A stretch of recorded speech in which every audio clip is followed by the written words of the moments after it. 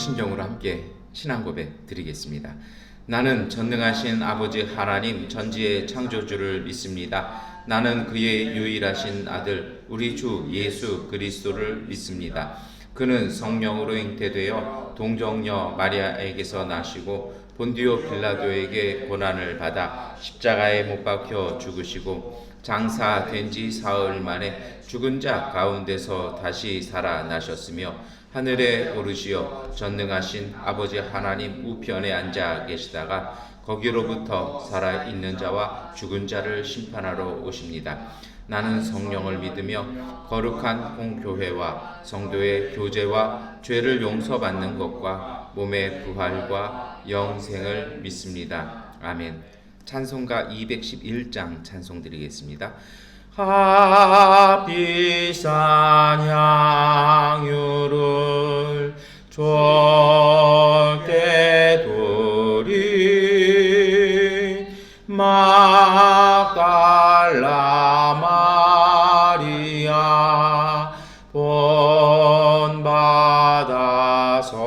본받아서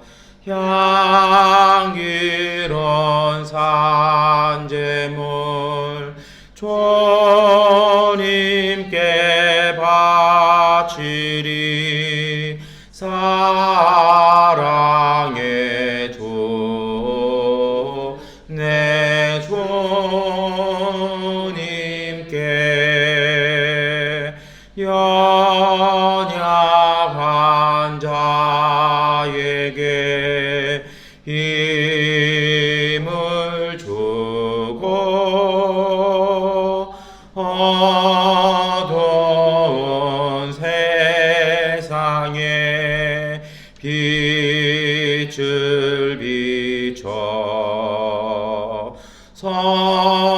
성실과 인내로 내 형제 이끌리 사랑의 주 내 주님께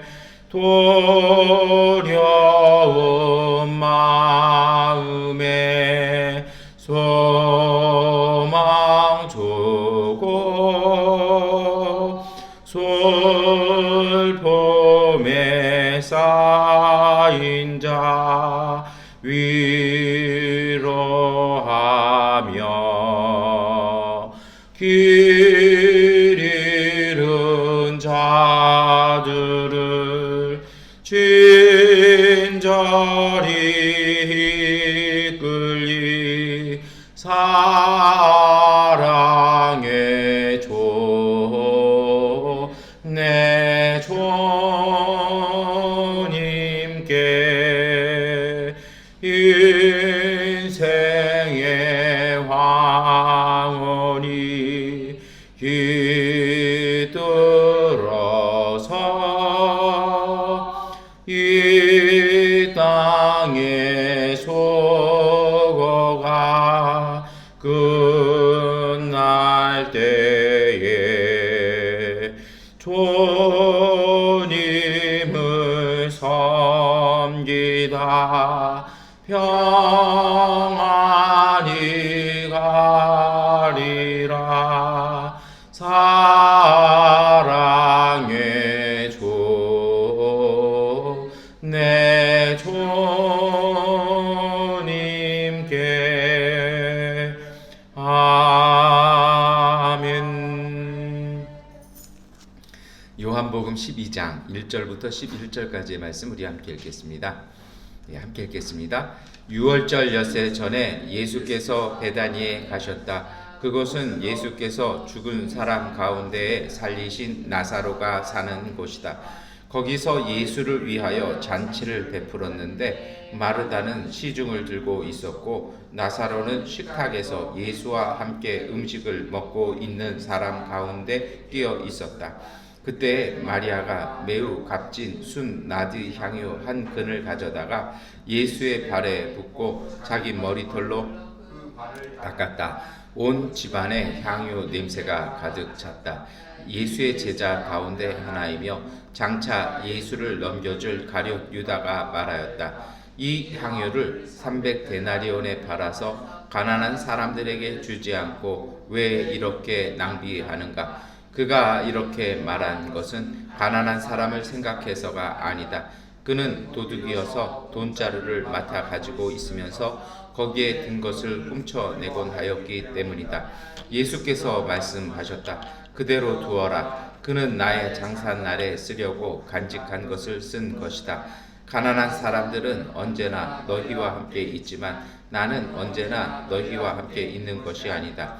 유대 사람들이 예수가 거기에 계신다는 것을 알고 크게 떼를 지어 몰려왔다.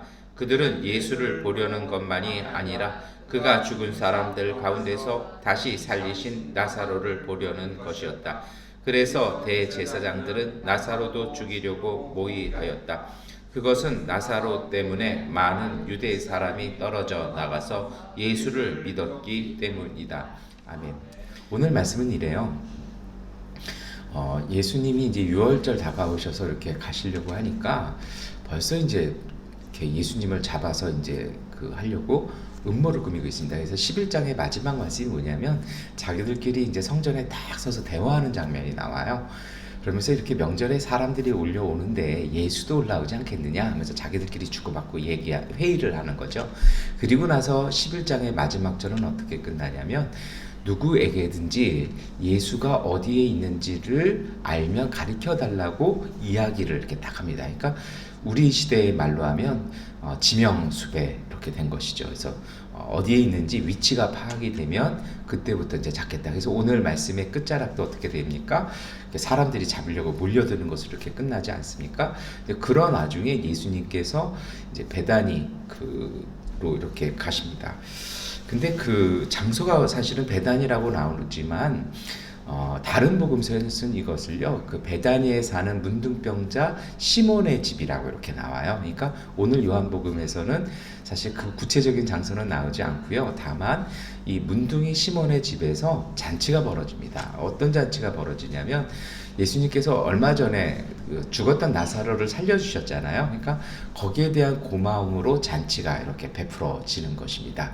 이 잔치 또한 마르다와 마리아가 베풀었는지 아니면 동네 전체가 베풀어 준 것인지에 대해서는 나오지는 않습니다. 그러니까 거기에 대해서는 저희들이 그냥 본문에 있는 것으로만 보았으면 좋겠습니다. 중요한 것은 무엇이냐면요. 아마도 요한은 그러한 이야기들이, 본문의 중요한 이야기들이 더 이렇게 부각되기 위해서 그런 자잘한 것들은 다 생략을 했던 것 같습니다. 잔치가 벌어졌는데 여기 보면 이제 사람이 이렇게 나오지 않습니까? 근데 사람이 참 안 바뀌어요. 딱 봤더니 첫 얘기부터 어떻게 나옵니까? 마르다는 어떤 일을 합니까? 옆에서 예수님을 시중드는 일을 합니다. 그 전에도 그랬거든요. 막 마르다와 마리아의 집에 이렇게 딱 예수님 가시니까 막 마르다는 그 시중드느냐고, 음식 만들고 대접하느냐고 뭐 정신이 없어요. 그러니까 나중에는 좀 이렇게 서운했는지 예수님한테 뭐라 얘기합니까? 내 동생 마리아에게 좀 나 좀 도와라고 얘기를 해주세요 라고 부탁하잖아요. 나는 이렇게 바빠서 힘든데 내 동생은 돕지도 않고 저기 앉아서 이렇게 예수님 말씀 듣기만 합니다. 그러면서 이렇게 한마디를 합니다. 이게 왜 그러냐면요. 그 당시의 풍습은 좀 우리하고는 틀려요. 지금 그 당시의 풍습은 이렇게 남자들이 모여서 대화를 주고받으면 여성은 거기에 들어올 수가 없습니다. 특별하게 초대하지 않는 한은 들어올 수가 없고 이렇게 음식 대접하는 게 그 당시의 관례였기 때문에 마리아가 그 성경의 표현이 발치에 앉아서라는 표현 쓰거든요. 그러니까 정말 꼭 경계선을 딱 앉아서 그거 열심히 듣고 있는 그 당시로서는 상당한 결례에 해당하는 행위였기 때문에 이제 마르다 그런 얘기를 했어요. 근데 예수님이 그냥 마리아가 하고 싶은 대로 냅둬라. 각자가 원하는 대로 해라 이런 말씀을 하셨거든요.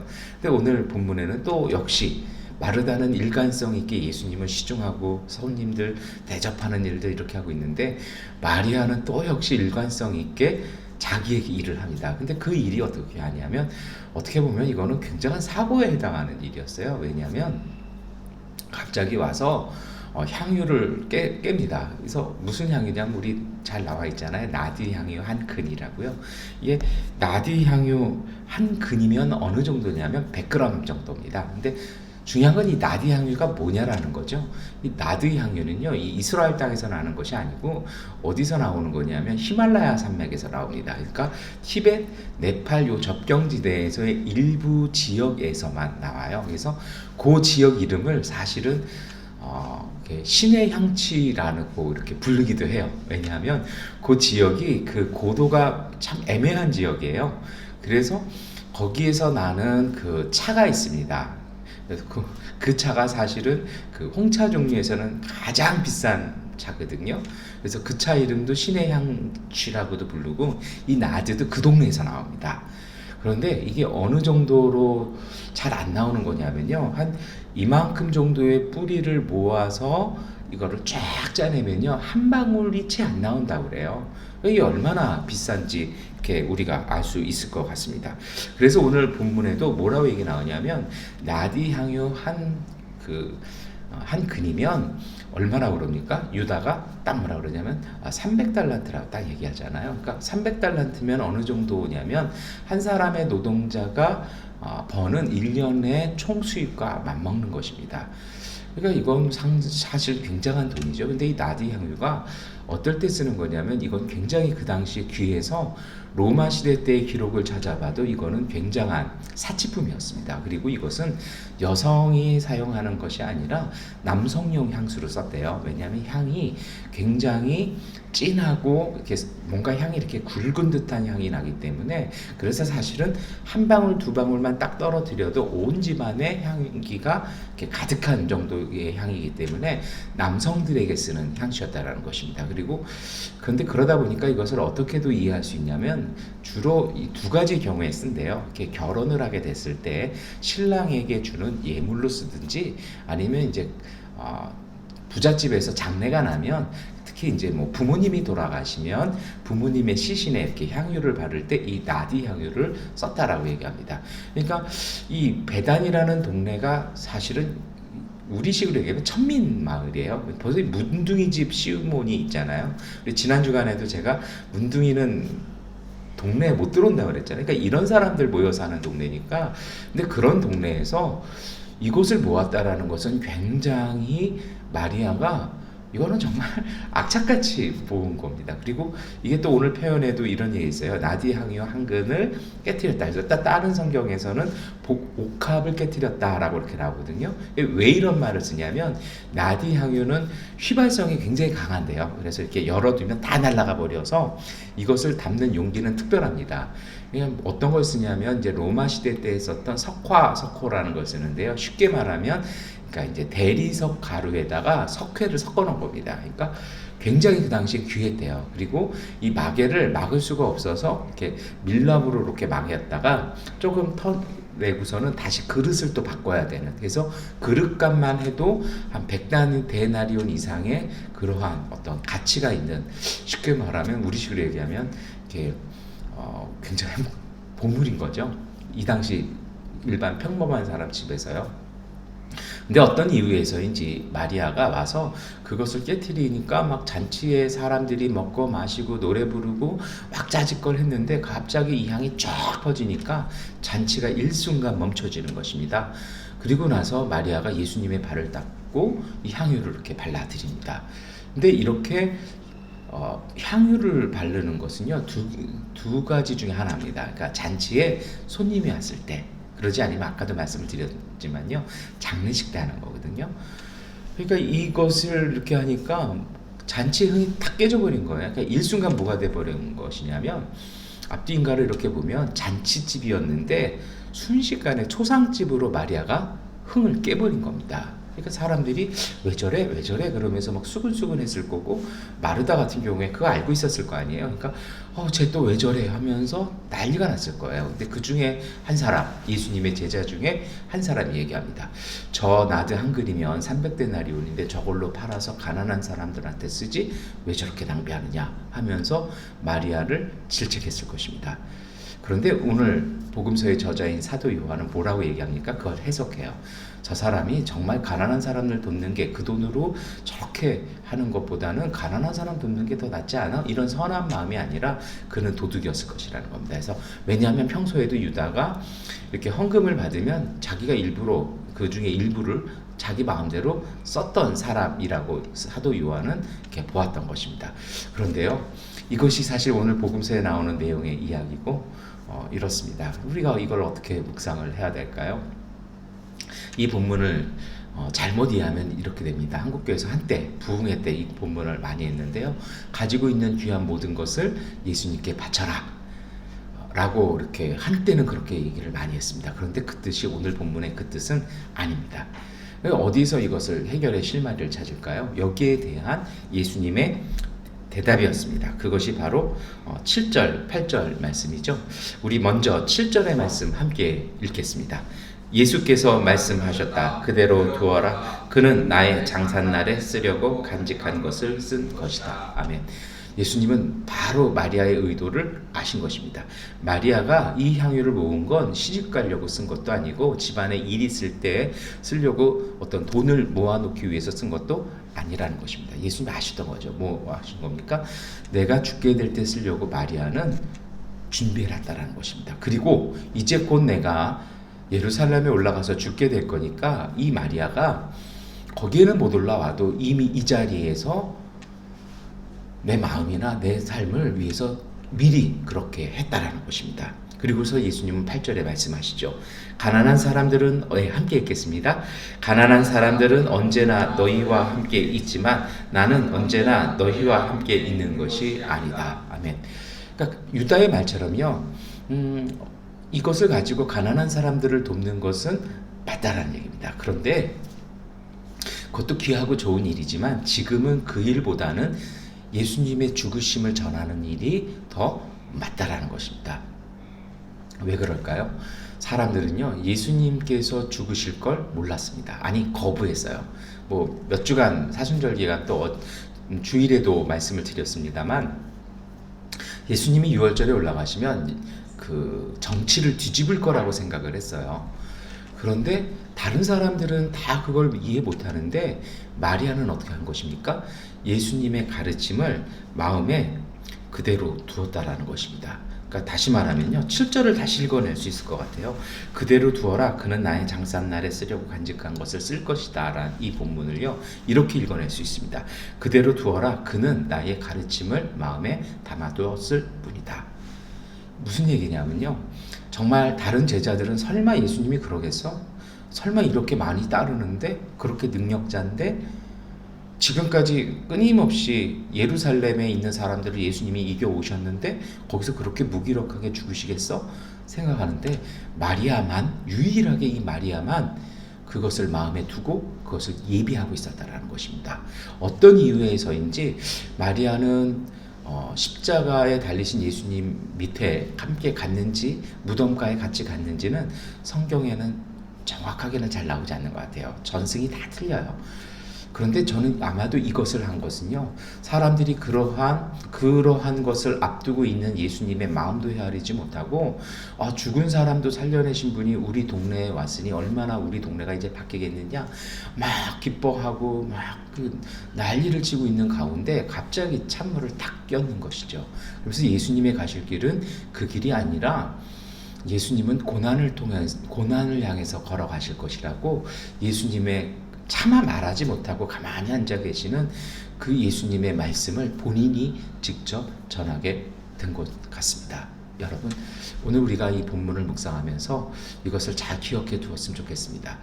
그러니까 주님의 말씀은, 저는 그렇게 생각합니다. 오늘 마리아의 이 행동은 어떤 것입니까? 다른 제자들은 기적을 받고 자기들의 바램을 거기다 섞었어요.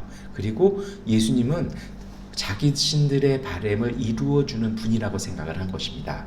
그런데 이 마리아의 행동, 나중에 예수님이 뭐라고도 말씀하십니까? 이 여인이 행한 것을 기억하라는 말씀까지 다른 복음서에서는 얘기하시거든요.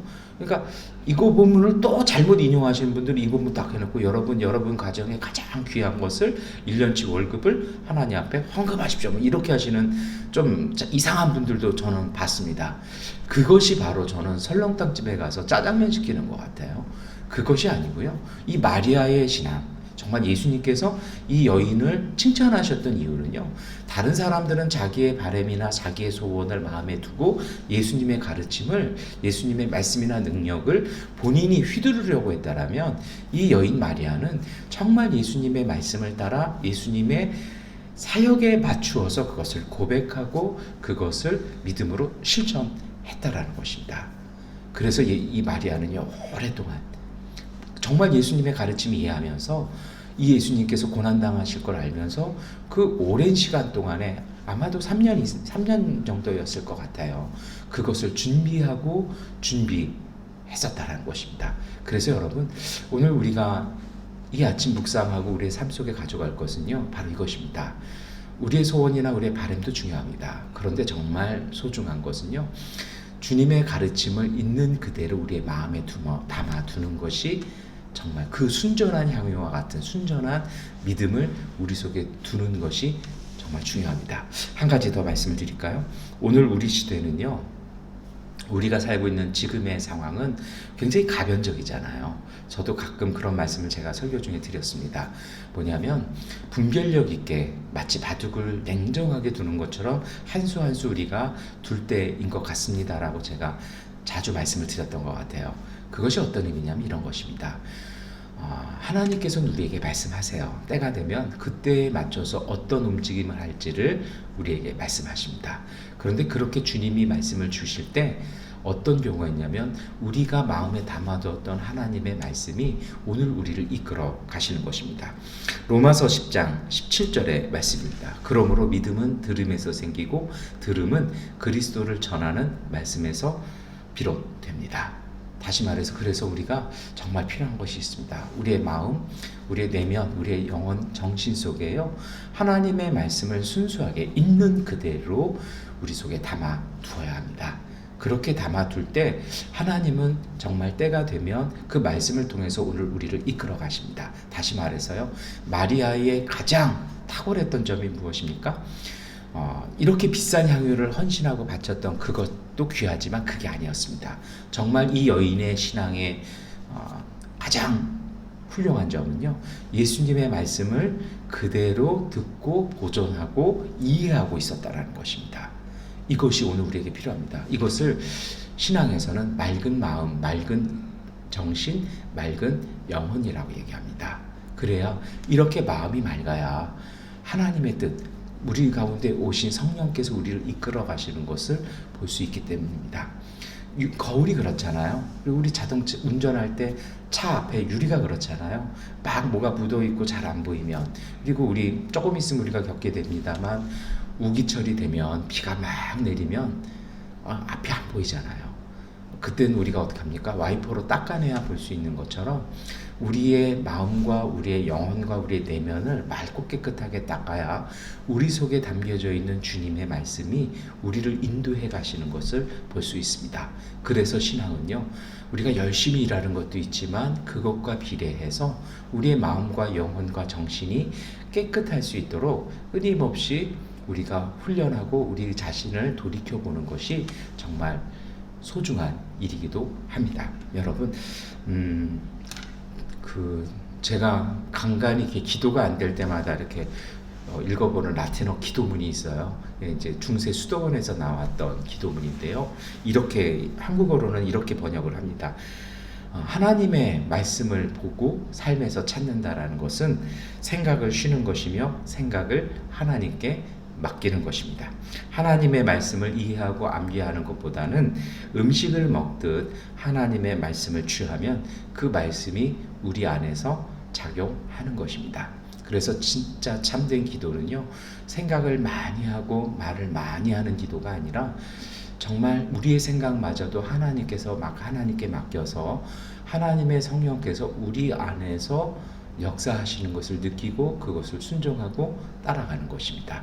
처음에는 어렵지만 이것을 믿음으로 자꾸 하다 보면 여러분, 정말 이러한 깊이와 그런 은혜와 신비, 그리고 그것을 통한 하나님이 주시는 지혜와 그 분별력들을 우리가 체험하게 될 것입니다.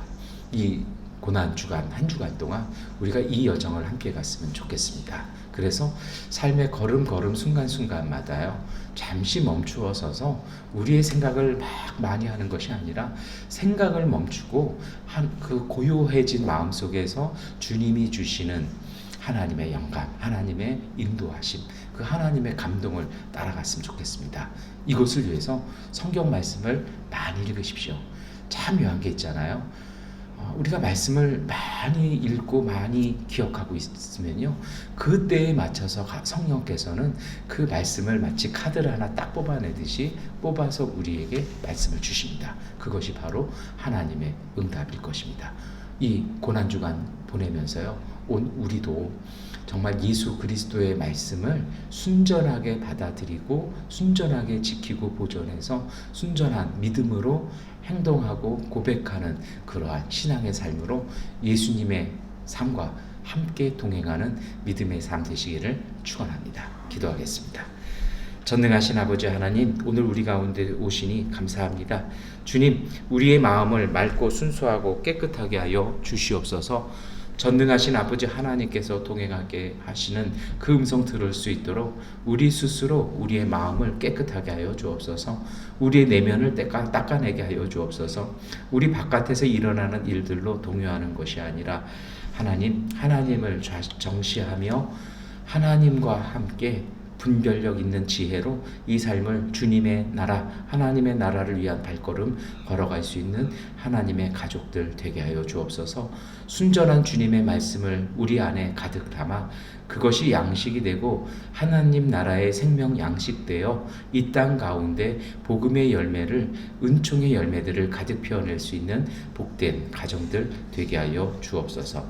예수 그리스도의 이름으로 기도드립니다. 아멘. 하나님께 기도하는 시간 갖도록 하겠습니다.